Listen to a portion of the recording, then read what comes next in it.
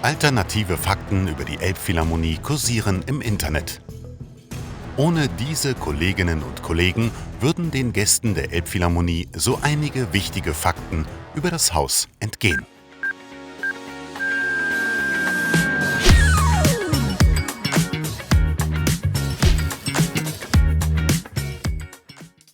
Das ist Yolanda. Yolanda gehört zum Team der Guides in der Elbphilharmonie. Auf Yolanda oder eine ihrer Kolleginnen oder Kollegen trifft man, wenn man sich zu einer Hausführung in der Elbphilharmonie anmeldet. Eine Stunde bevor die Gäste eintrudeln, gibt es ein Briefing mit allen wichtigen Infos zum heutigen Tag. Wo wird gerade geprobt? Wer ist im Haus? Welche Gänge oder Räume sind heute nicht zugänglich? 15 Minuten bevor die Führung beginnt, nimmt Yolanda die Gäste, die schon gespannt auf die Besichtigung warten, dann im Nordgang gegenüber der Konzertkassen in Empfang. Good morning, buenos dias und bonjour. Also herzlich willkommen im Namen der Elbphilharmonie und der Live. Damit auch alle Gäste auf ihre Kosten kommen, sind die Guides wahre Sprachtalente und können die Hausführungen problemlos in verschiedensten Sprachen durchführen. Während der Führung geben die Guides Informationen zu den unterschiedlichsten Bereichen, die im Konzerthaus zusammenkommen. Dazu gehören Hintergründe zur Geschichte der Elbphilharmonie, Besonderheiten zur Architektur, Einblicke in den täglichen Spielbetrieb hinter den Kulissen und natürlich Infos zu Konzerten und zur Musik. Damit Yolanda diese Infos auch kompetent weitergeben kann, wurde sie zum Einstieg in das Team einen Monat lang eingearbeitet, hat Schulungsmappen durchgearbeitet, ist mit ihren erfahreneren Kolleginnen und Kollegen mitgelaufen und durfte dann schließlich nach ihrer Feuerprobe, das ist die Probeführung für Freunde und Kollegen, endlich richtig loslegen. Mittlerweile ist Yolanda ein absoluter Profi und erstellt, verfeinert und erweitert die Leitfäden für ihre neuen Kolleginnen und Kollegen. Ich bin tatsächlich über mein Interesse an der Musik zu den Konzerthausführungen gekommen. Während der Bauphase war ich nicht unbedingt begeistert tatsächlich von der Idee der Elbphilharmonie. Letztendlich hat mich dann aber doch wirklich hierher gebracht, die Neugierde am Musikprogramm, am Konzerthaus, über das plötzlich alle sprachen, wo alle hinein wollten. Und gleichzeitig ist es natürlich so, dass ich heute mich dann auch umso mehr für Architektur begeistere, weil ich einfach täglich von spannender Architektur umgeben bin. Über den Vorplatz der Elbphilharmonie geht es nun zur Tube, mit der die Gruppe 2,5 Minuten lang auf die Plaza fährt. Schon bevor man so richtig im Konzerthaus ist, gibt es viel zu erzählen. An manchen Tagen führt Yolanda sogar eigene Plaza-Führungen durch.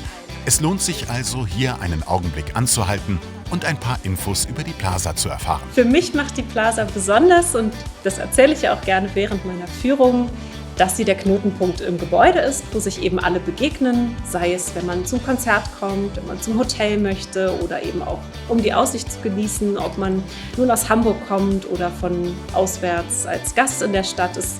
Dort begegnen sich alle und das spiegelt dann natürlich auch die Idee der Elbphilharmonie, ein Haus für alle sein zu wollen, auch direkt wider. Gleichzeitig sind wir hier natürlich von dieser tollen Umgebung ständig umgeben und es wird besonders sichtbar, dass wirklich die Innenstadt in dieser direkten Sichtverbindung zum Industriehafen liegt und die Elbphilharmonie liegt ja genau dazwischen. Das heißt, sie verbindet hier auch diese beiden Stadtgebiete. Anschließend werden die Stufen zum kleinen Saal heraufgeklettert und Yolanda zeigt der Gruppe das Foyer des kleinen Saals. Sofern gerade keine Probe stattfindet, sogar einen Blick hinein. Auch hier bei den Fugen sehen Sie einzeln hydraulisch bewegbare Durch die Zaubertür geht es dann in das Foyer des großen Saals. Hier gibt es immer viele staunende Gesichter und so mancher kommt etwas außer Atem, wenn eine Etage nach der nächsten erklommen wird, bis man schließlich im 15. Obergeschoss ankommt.